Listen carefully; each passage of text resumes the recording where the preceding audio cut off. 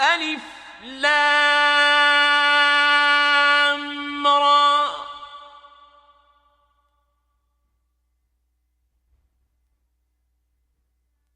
تلك آيات الكتاب الحكيم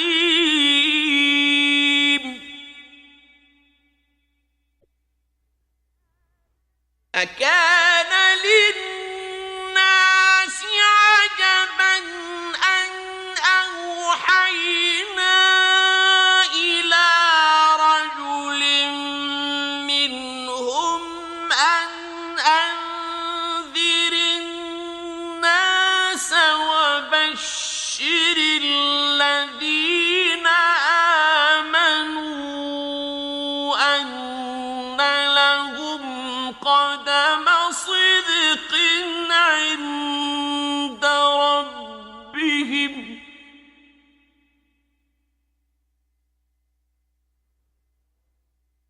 قال الكافرون إن هذا لساحر مبين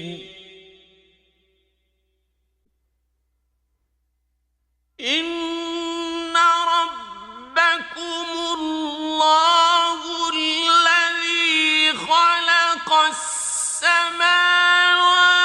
والأرض في 6 أيام ثم استوى على العرش يدبر الأمر ما من شفيع إلا من بعد إذنه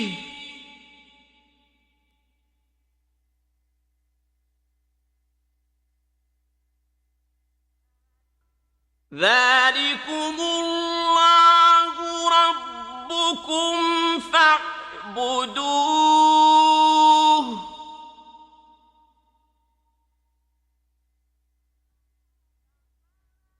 أفلا تذكرون إليه مرجعكم جميعا وعد الله حقا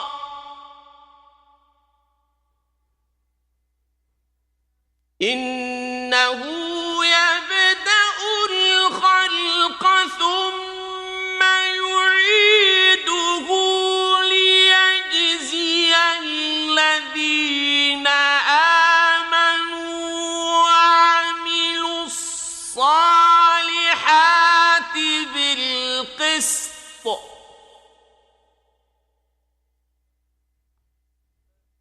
والذين كفروا لهم شراب من حميم وعذاب أليم بما كانوا يكفرون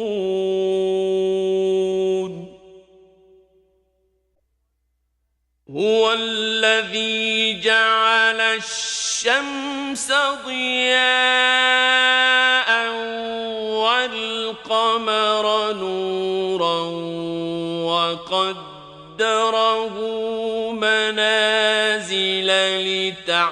لتعلموا عدد السنين والحساب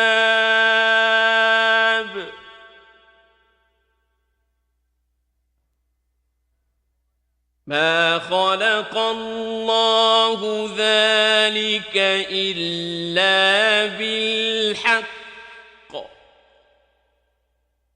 يفصل الآيات لقوم يعلمون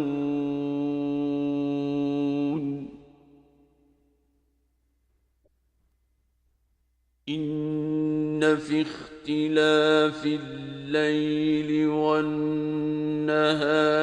وما خلق الله في السماوات والأرض لآيات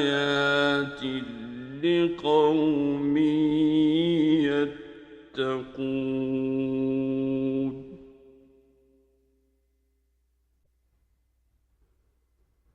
إن الذين لا يرجون لقاءنا ورضوا بالحياة الدنيا واطمأنوا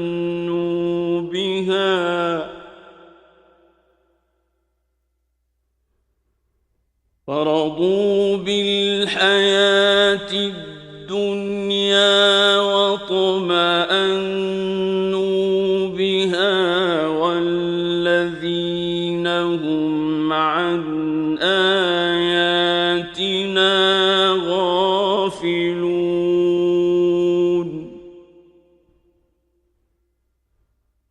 أولئك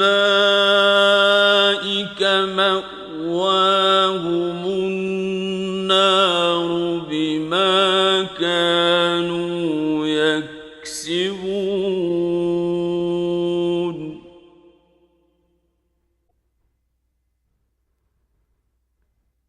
إن الذين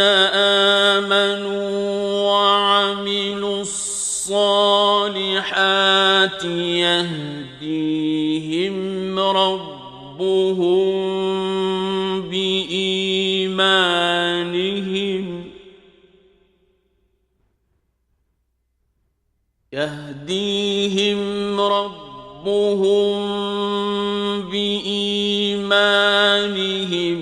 تجري من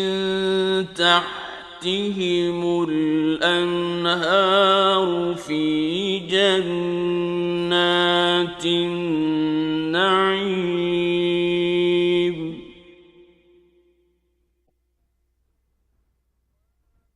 دعواهم فيها سبحانك اللهم وتحيتهم فيها سلام.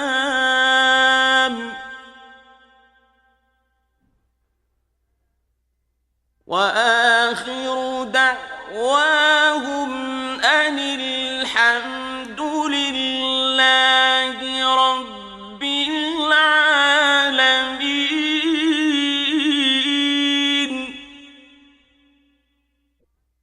ولو يعجل الله للناس الشر استعجالهم بالخير لقضي إليهم أجلهم فنذر الذين لا يرجون لقاءنا في طغيانهم يعمهون.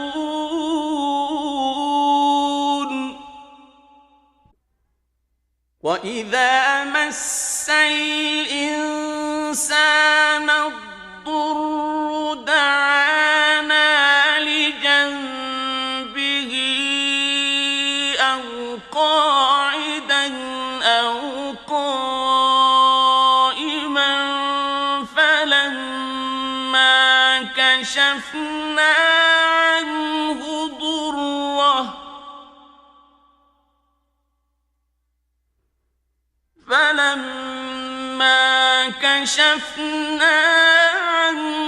ضره مر كأن لم يدعنا إلى ضر مسه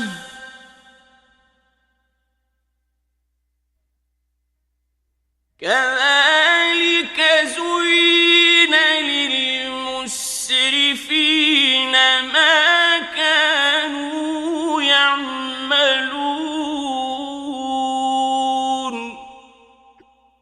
ولقد أهلكنا القرون من قبلكم لما ظلموا وجاءتهم رسلهم بالبينات وما كانوا ليؤمنوا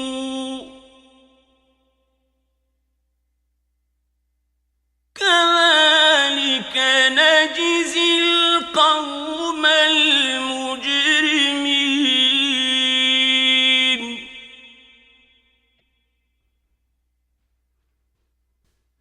ثم جعلناكم خلائف في الأرض من بعدهم لننظر كيف تعملون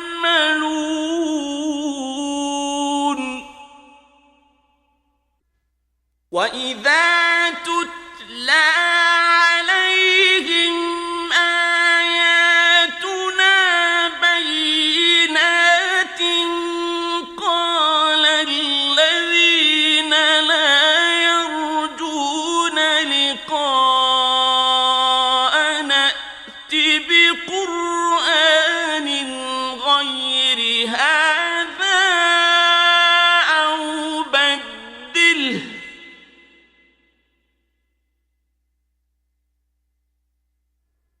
قل ما يكون لي أن أبدله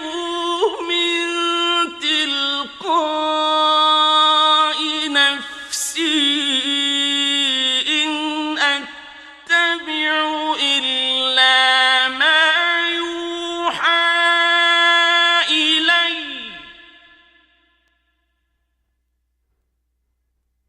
إن أتبع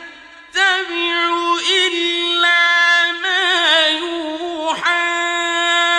إلي إني أخاف إن عصيت ربي عذاب يوم عظيم قل لو شاء الله ما تلوته عليكم ولا أدراكم به فقد لبثت فيكم عمرا من قبله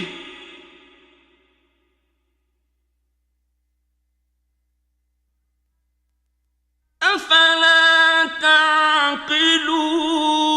تعقلون فمن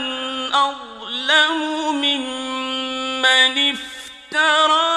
على الله كذبا أو كذب بآياته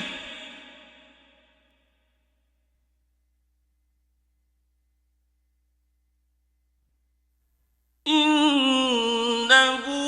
لا يفلح المجرمون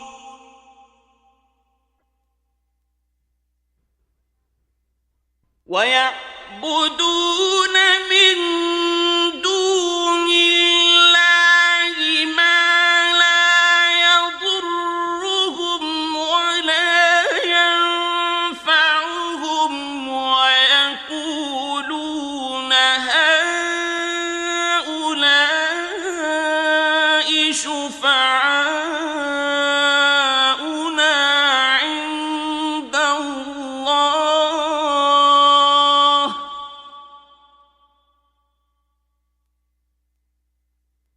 قل أتنبئون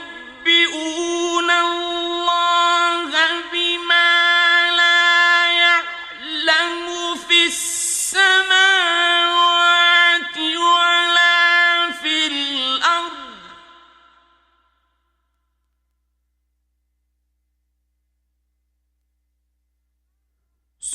سبحانه وتعالى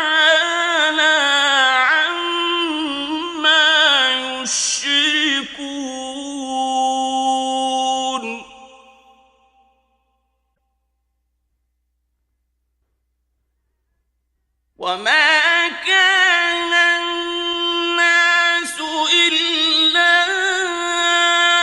أمة واحدة فاختلفوا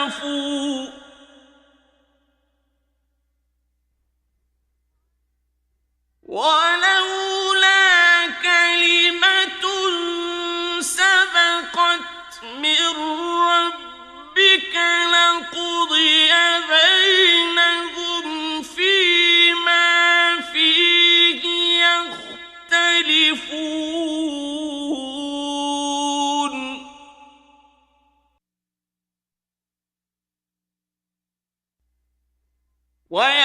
ويقولون لولا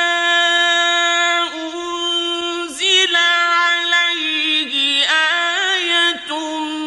من ربه فقل إنما الغيب لله فانتظروا إني معكم من المنتظرين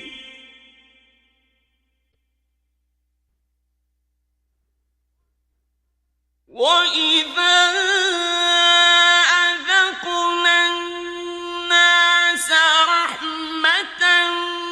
من بعد ضراء مستهم إذا لهم مكر في آياتنا قل الله أسرع مكرا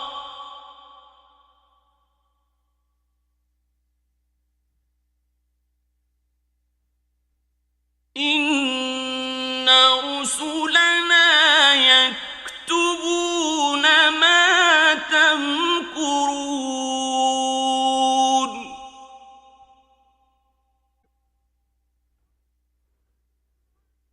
هو الذي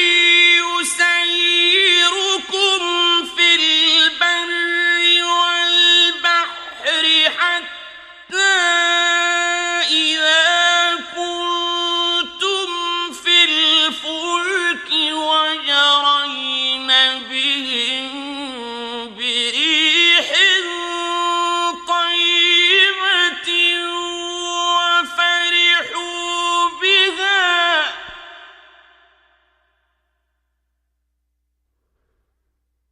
وفرحوا بها جاءتها ريح عاصف وجاءهم الموج من كل مكان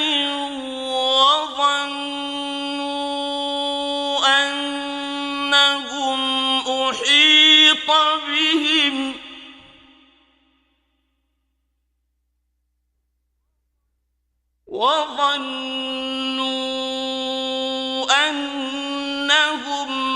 أحيط بهم دعوا الله مخلصين له الدين لئن أنجيتنا من هذه لنكونن من الشاكرين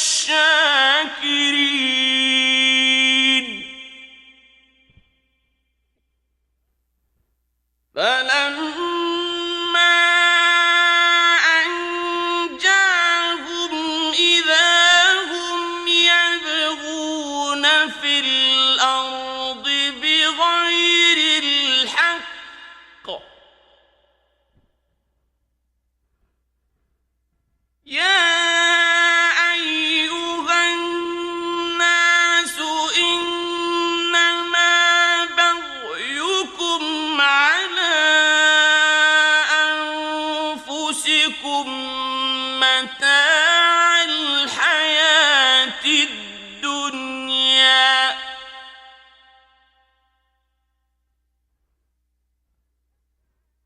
متاع الحياة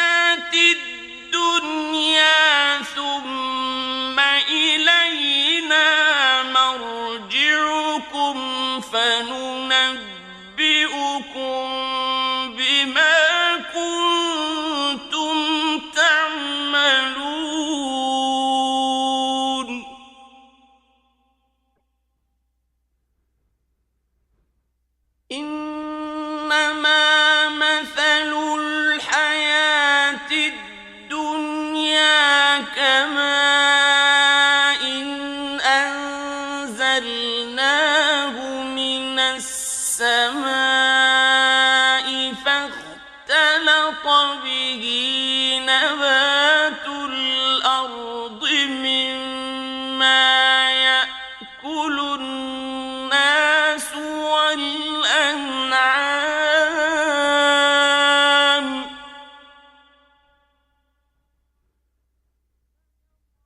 فاختلط به نبات الأرض مما يأكل الناس والأنعام حتى إذا أخذت الأرض زخرفها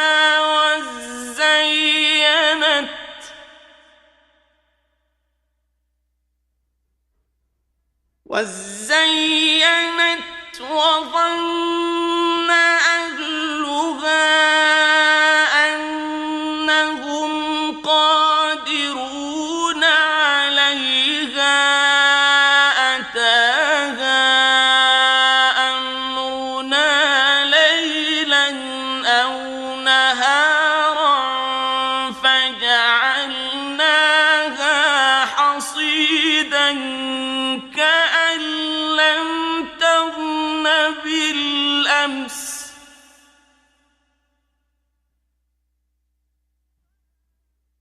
كذلك نفصل الآيات لقوم يتفكرون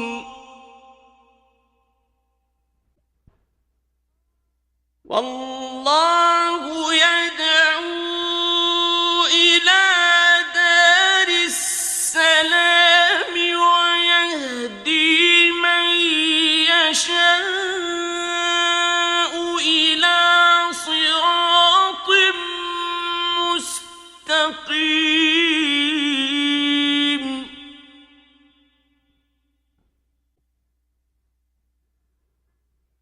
للذين أحسنوا الحسنى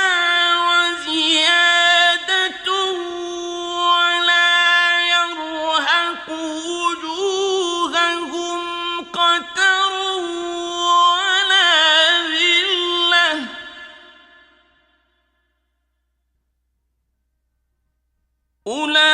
أولئك أصحاب الجنة هم فيها خالدون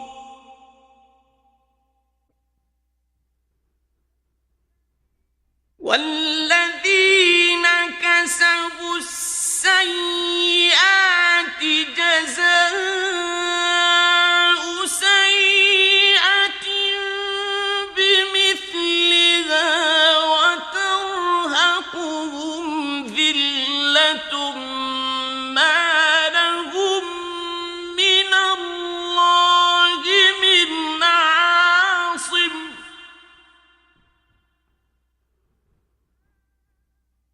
ما لهم من الله من عاصم كأنما أغشيت وجوههم قطعا من الليل مظلما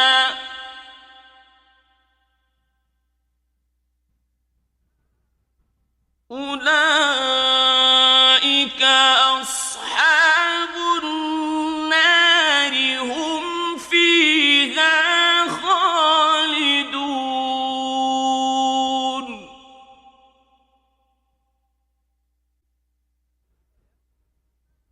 ويوم نحشرهم جميعا ثم نقول للذين أشركوا مكانكم أنتم وشركاؤكم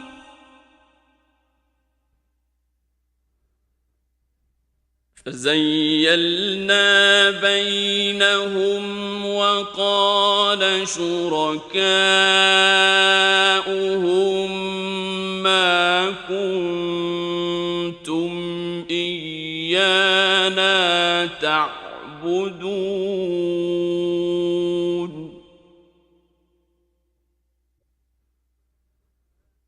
فكفى بالله شهيدا بيننا وبينكم إن كنا عن عبادتكم لغافلين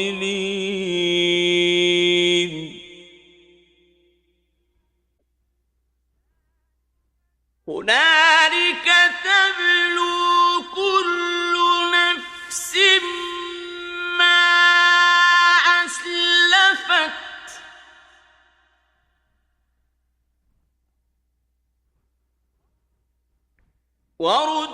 وردوا إلى الله مولاهم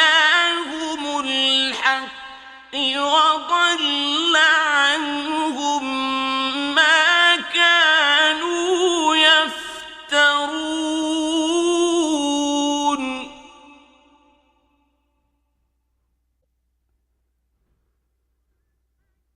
قل من يرزقكم من السماء والأرض أم من يملك السمع والأبصار ومن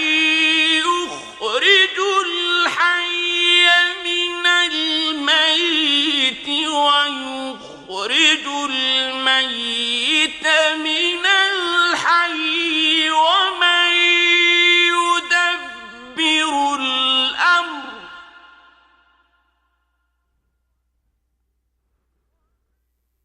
ومن يخرج الحي من الميت ويخرج الميت من الحي ومن يدبر الأمر فسيقولون الله فقل أفلا تتقون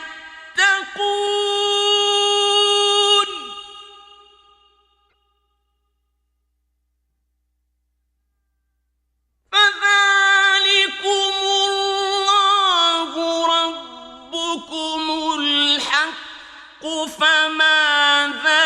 بعد الحق إلا الضلال فأنى تصرفون كذلك حقت كلمة ربك على الذين فسقوا أنهم لا يؤمنون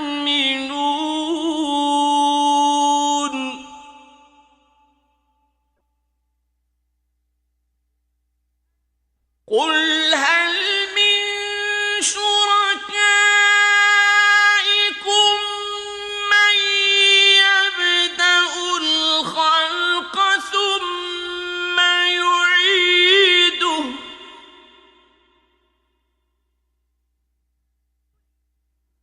قل الله يبدأ الخلق ثم يعيده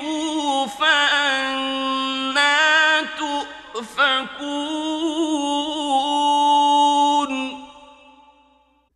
قل هل من شركائكم من يهدي إلى الحق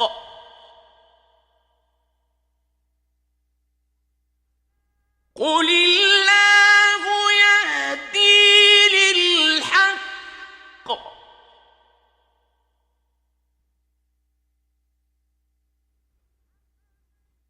أفمن يهدي إلى الحق أحق أن يتبع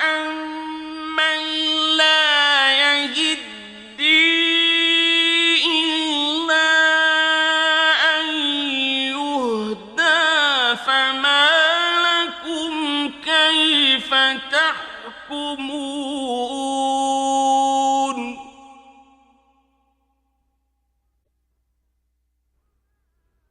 وما يتبع أكثرهم إلا ظنا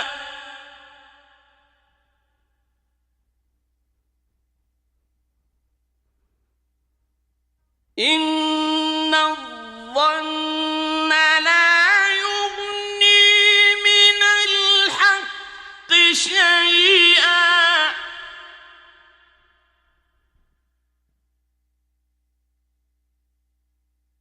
إن الله عليم بما يفعلون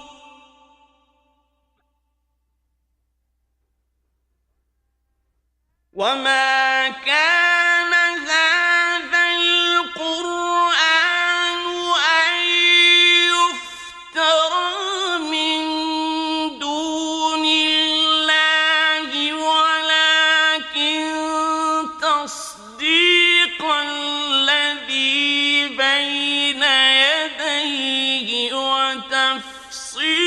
الكتاب لا ريب فيه من رب العالمين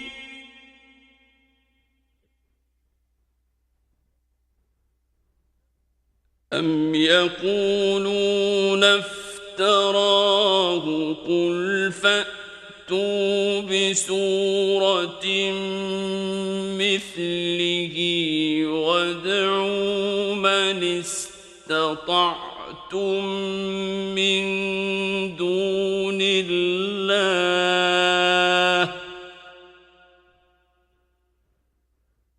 قل فأتوا بسورة مثله وادعوا من استطعتم من دون الله إن كنتم صادقين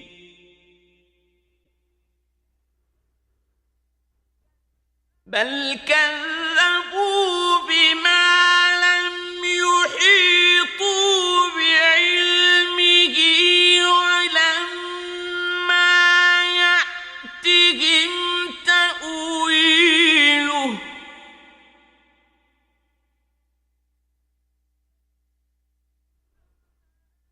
كذلك كذب الذين من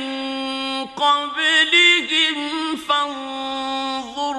كيف كان عاقبة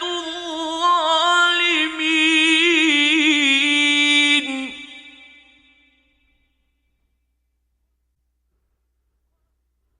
ومنهم من يؤمن به ومنهم من لا يؤمن به وربك أعلم بالمفسدين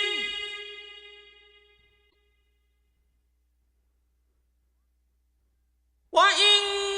كذبوك فقل لي عملي ولكم عملكم أنتم بريئون مما أعمل وأنا بريء مما تعملون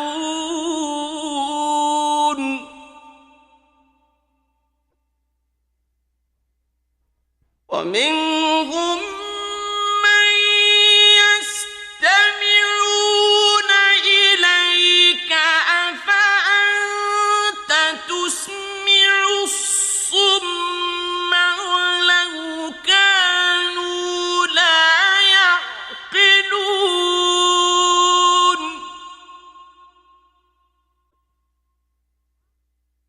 ومنهم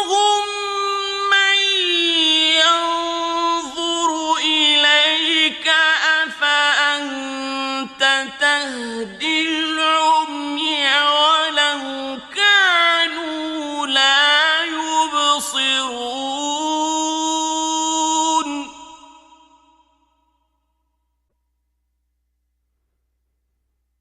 إن الله لا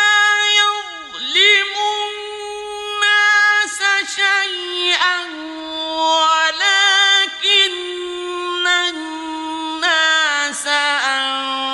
أنفسهم يظلمون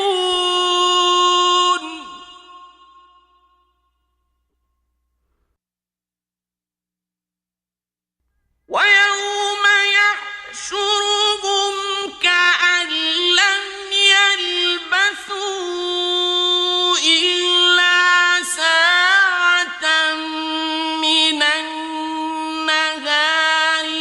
يتعارفون بينهم قد خسر الذين كذبوا بلقاء الله وما كانوا مهتدين وإما نرينك بعض الذي نعدهم أو نتوفينك فإلينا مرجعهم ثم الله شهيد على ما يفعلون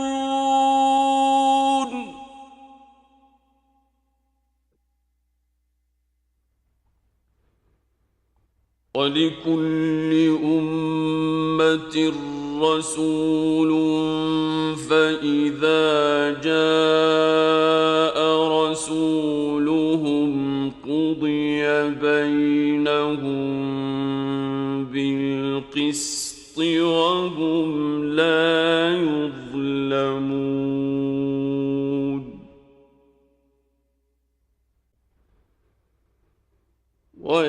ويقولون متى هذا الوعد إن كنتم صادقين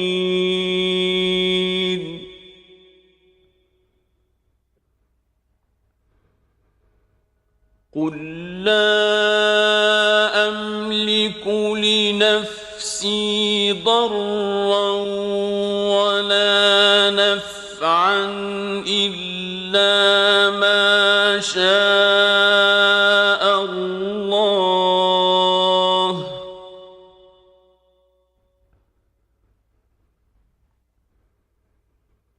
لكل أمة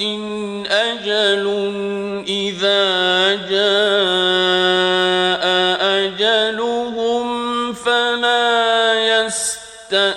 يستأخرون ساعة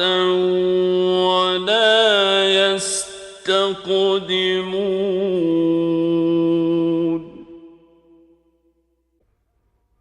قل أرأيتم إن أتاكم عذابه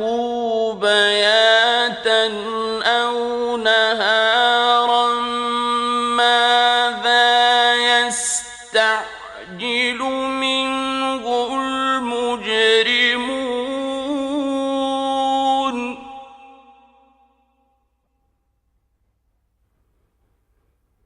أثم إذا ما وقع آمنتم به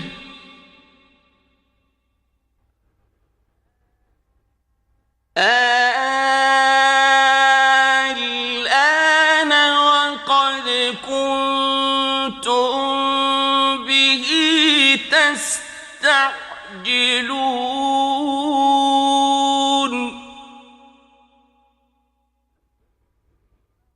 ثم قيل للذين ظلموا ذوقوا عذاب الخلد هل تجزون إلا بما كنتم تكفرون يكسبون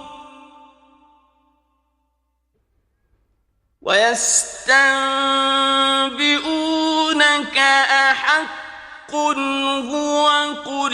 إي وربي إنه لحق وما أنتم بمعجزين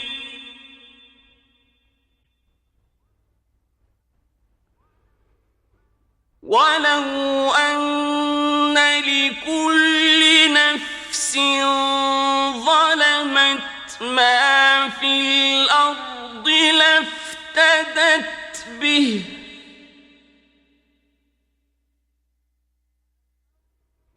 وأسروا الندامة لما رأوا العذاب وقضي بينهم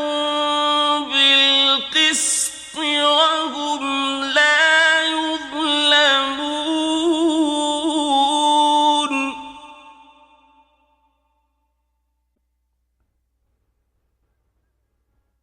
ألا إن لله ما في السماوات والأرض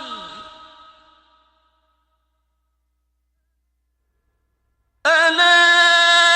إن وعد الله حق ولكن أكثرهم لا يعلمون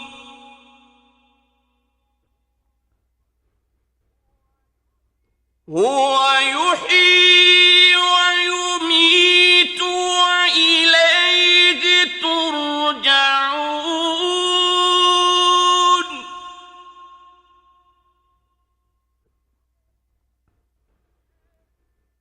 يا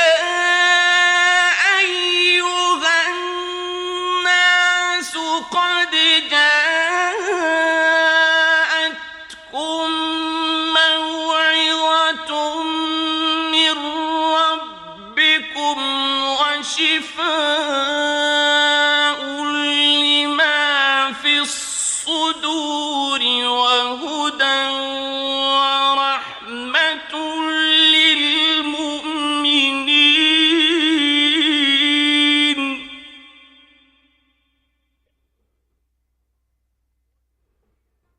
قل بفضل الله وبرحمته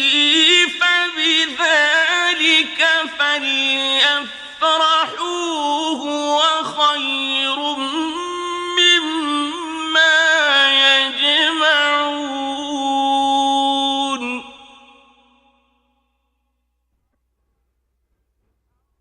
قل أرأيتم ما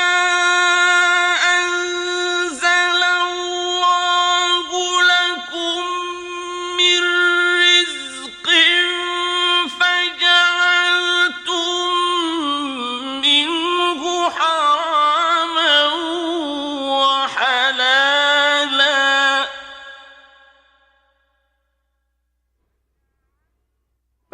فجعلتم منه حراما وحلالا قل الله أذن لكم أم على الله تفترون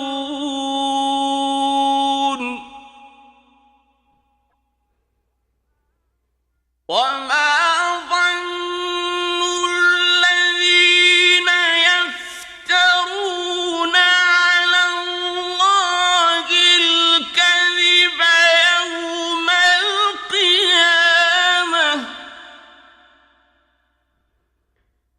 إن الله لذو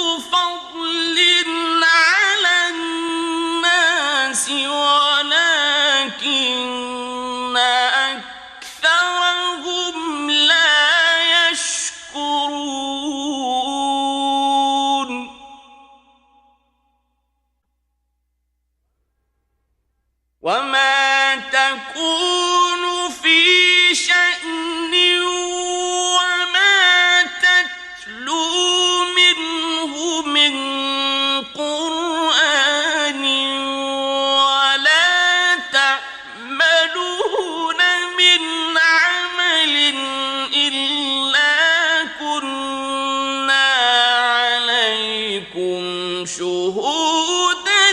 إذ تفيضون فيه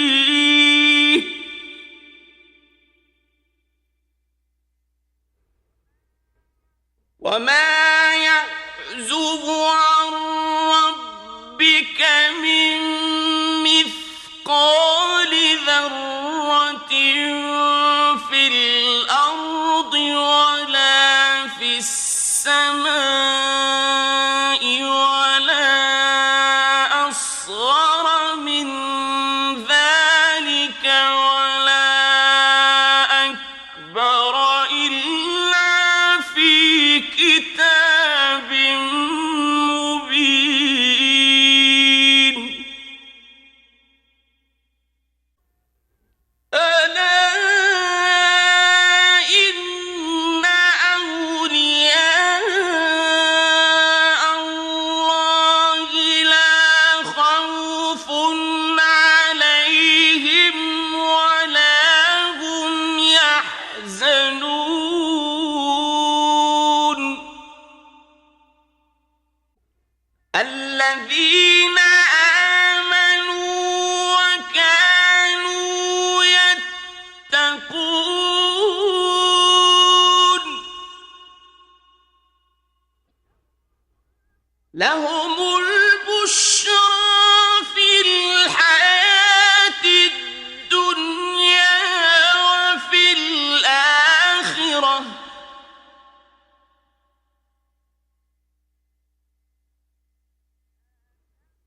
لا تبديل لكلمات الله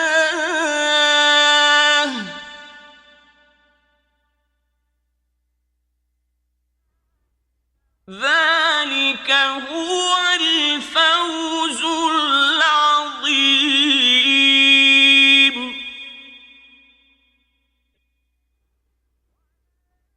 ولا يحزنك قولهم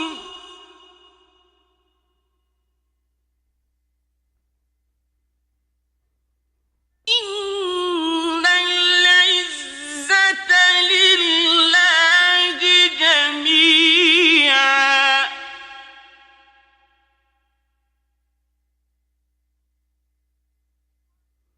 هو السميع العليم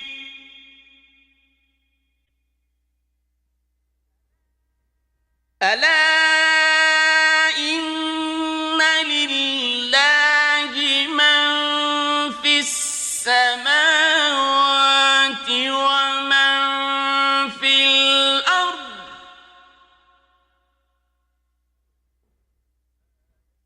وما يتبع الذين يدعون من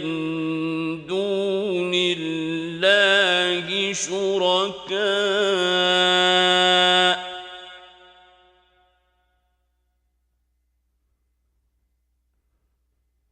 إن يتبعون إلا الظن وإن هم إلا يخرصون هو الذي جعل لكم الليل لتسكنوا فيه والنهار مبصرا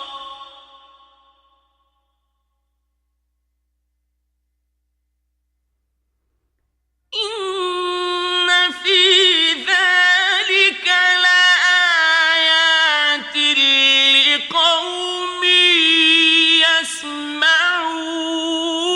يسمعون قالوا اتخذ الله ولدا سبحانه هو الغني له ما في السماوات وما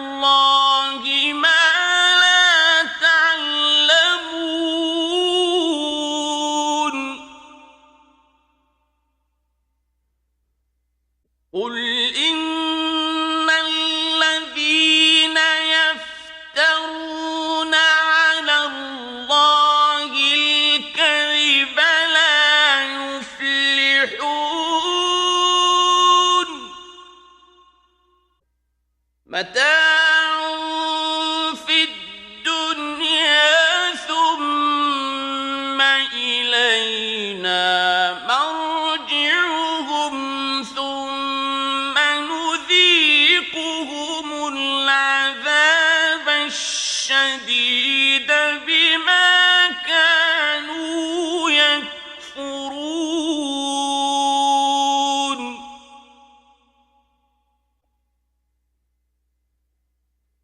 واتل عليهم نبأ نوح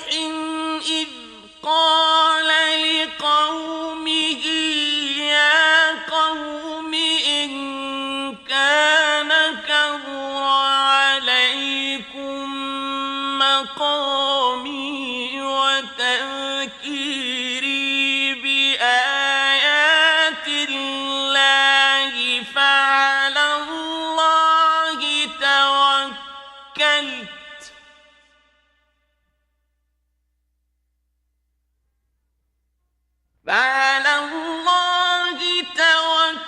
توكلت فأجمعوا أمركم وشركاءكم ثم لا يكن أمركم عليكم غمة ثم قضوا إلي ولا تنظرون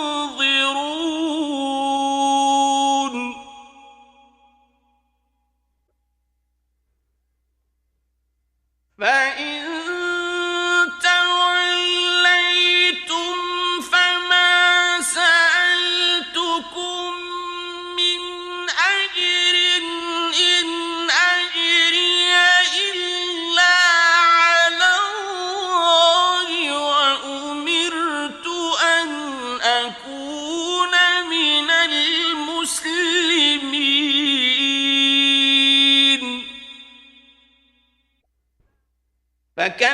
فكذبوه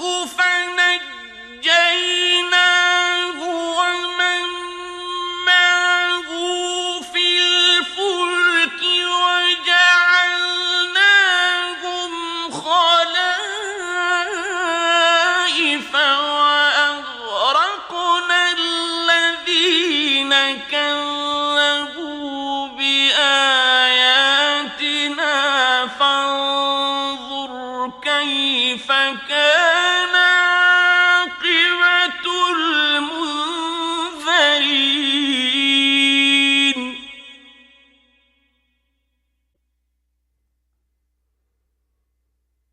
ثم بعثنا من بعده رسلا إلى قومهم فجاءوهم بالبينات فما كانوا ليؤمنوا بما كذبوا به من قبل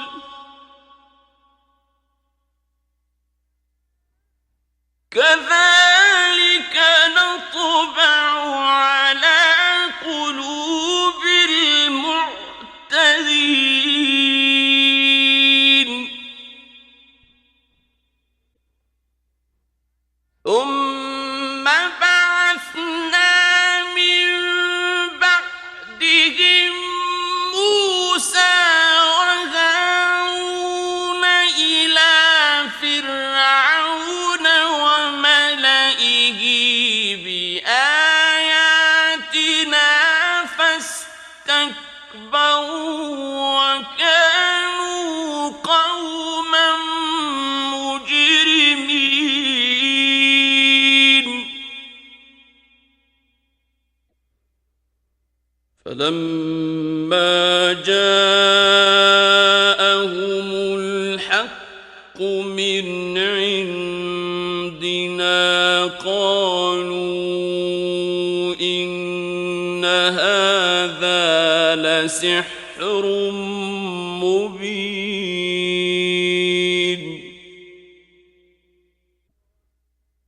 قال موسى أتقولون للحق لما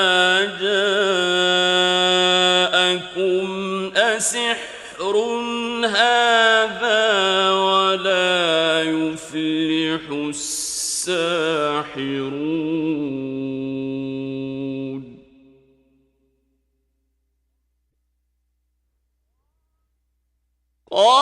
قالوا أجئتنا لتلفتنا عما وجدنا عليه آباءنا وتكون لكما الكبرياء في الأرض وما نحن لكما بمؤمنين وقال فرعون ائتوني بكل ساحر عليم فلما جاء السحرة قال لهم موسى ألقوا ما أنتم ملقون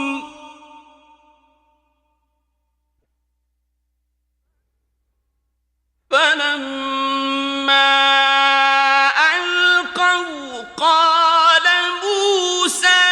ما جئتم به السحر إن الله سيبطله إن الله لا يصلح عمل المفسدين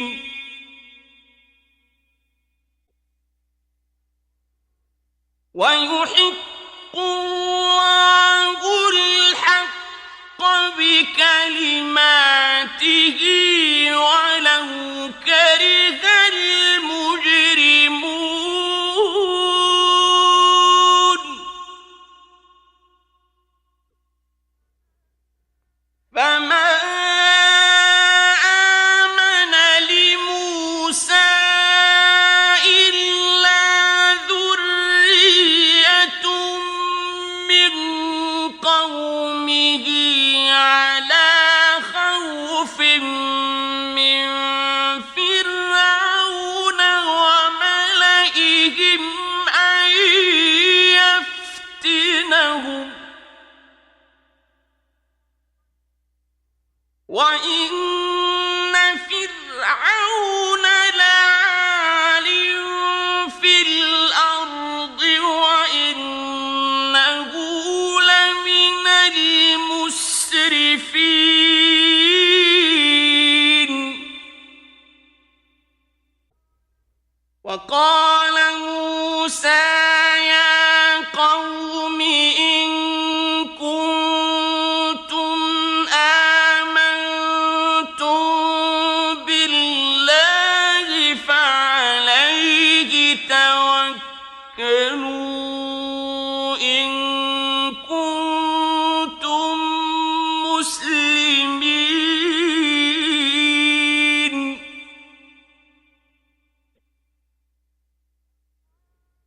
فقالوا على الله توكلنا ربنا لا تجعلنا فتنة للقوم الظالمين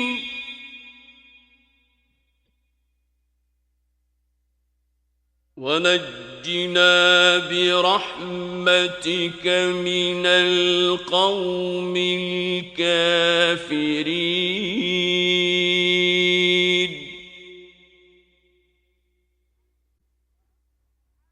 وأوحينا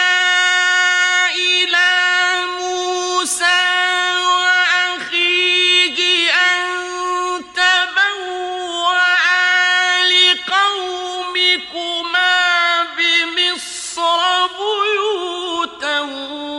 وجعلوا بيوتكم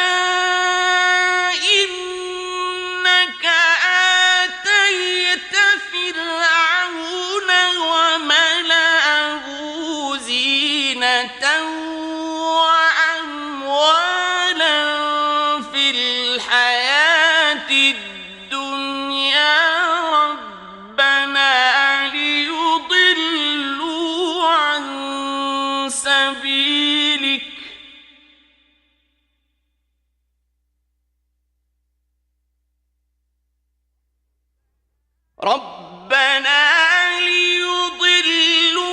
عن سبيلك ربنا اطمس على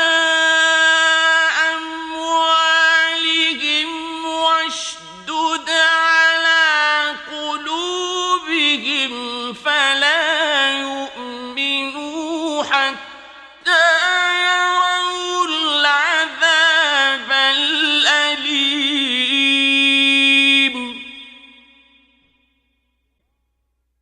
قال قد أجيبت دعوتكما فاستقيما ولا تتبعان سبيل الذين لا يعلمون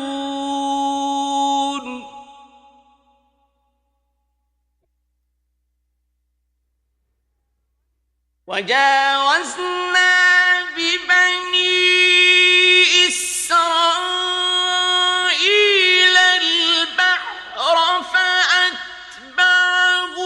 فرعون وجنوده بغيا وعدوا حتى إذا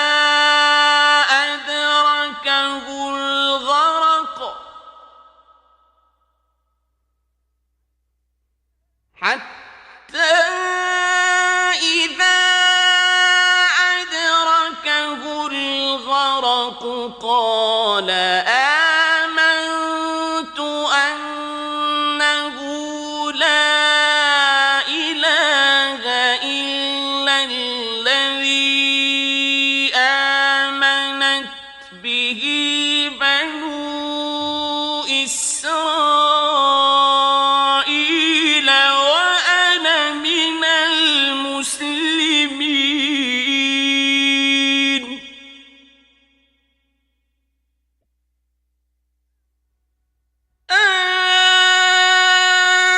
الآن وقد عصيت قبل وكنت من المفسدين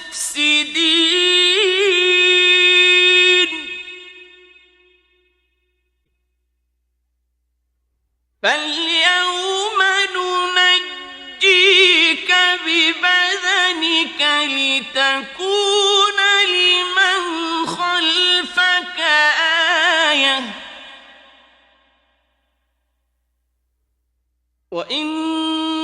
كثيرا من الناس عن آياتنا لغافلون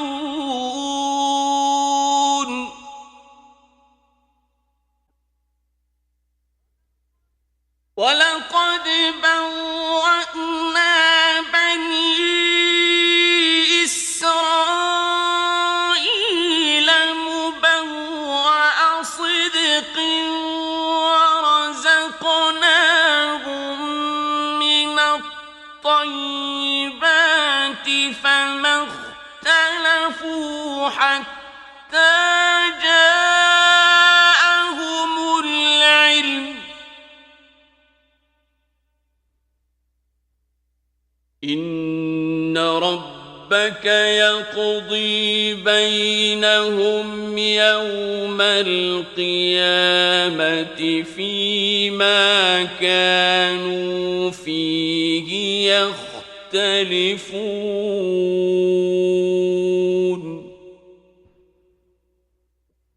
فإن كنت في شك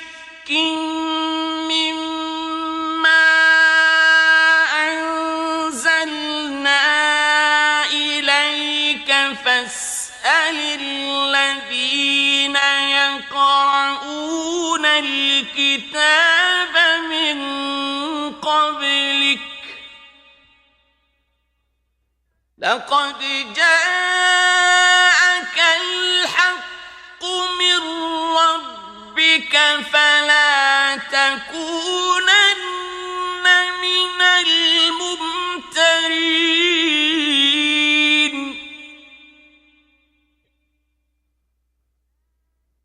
ولا تكونن من الذين كذبوا بآيات الله فتكون من الخاسرين.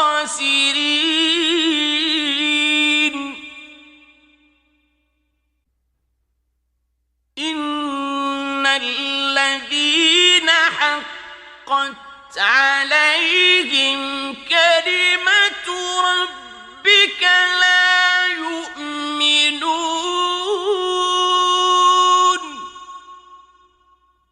ولو جاءتهم كل آية حتى يروا العذاب الأليم فلولا كانت قرية آمنت فنفعها إيمانها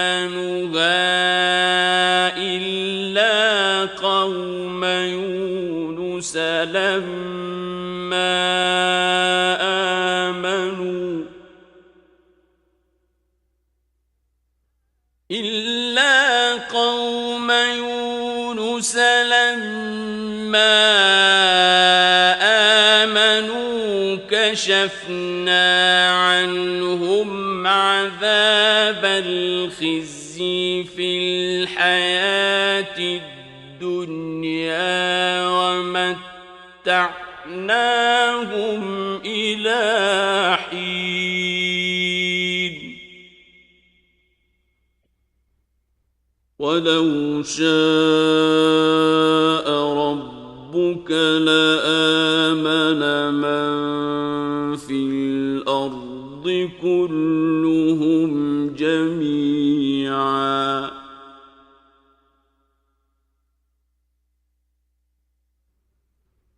أفأنت تكره الناس حتى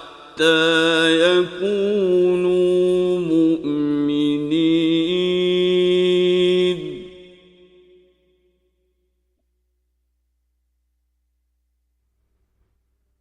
وما كان لنفس أن تؤمن إلا بإذن الله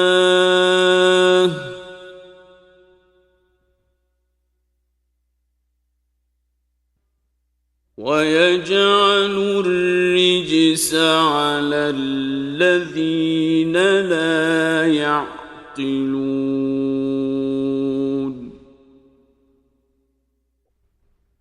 قل انظروا ماذا في السماوات والأرض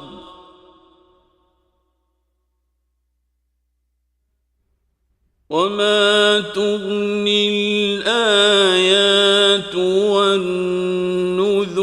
عن قوم لا يؤمنون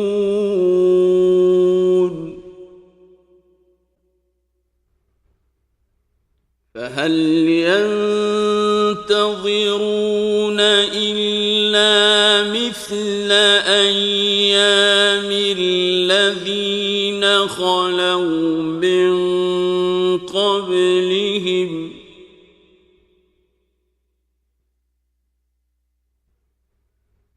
قل فانتظروا إني معكم من المنتظرين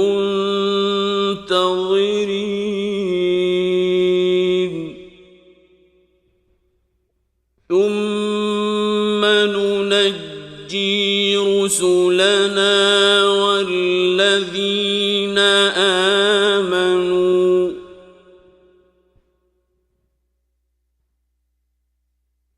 كذلك حقا علينا ننجي المؤمنين قل يا أيها الناس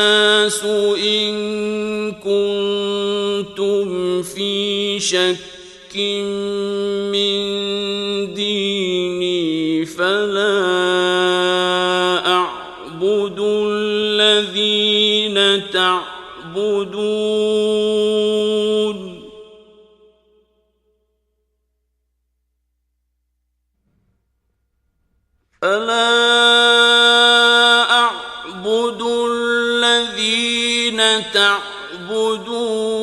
من دون الله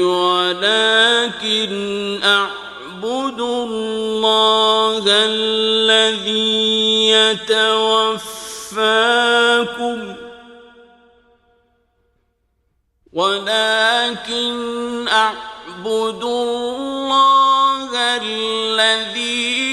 يتوفاكم وأمرت أن أكون من المؤمنين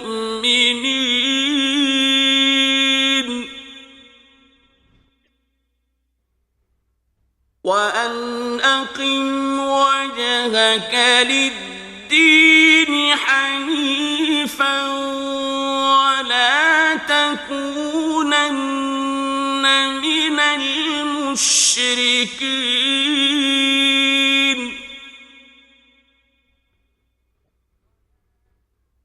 ولا تدع من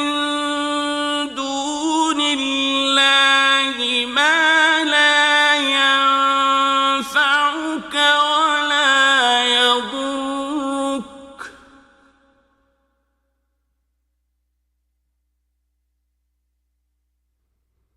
فإن فعلت فإنك إذا من الظالمين وإن يمسسك الله بضر فلا كاشف له إلا هو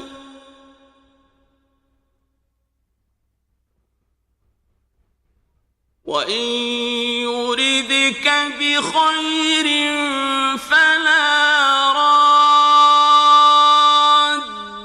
لفضله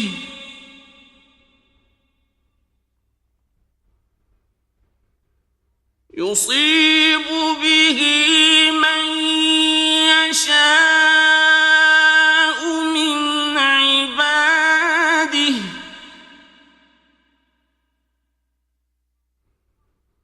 وهو الغفور الرحيم قل يا أيها الناس قد جاءكم الحق من ربكم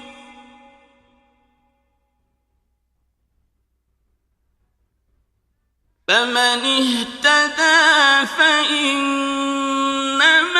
يهتدي لنفسه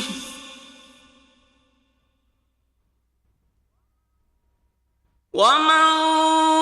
ضل فإنما يضل عليها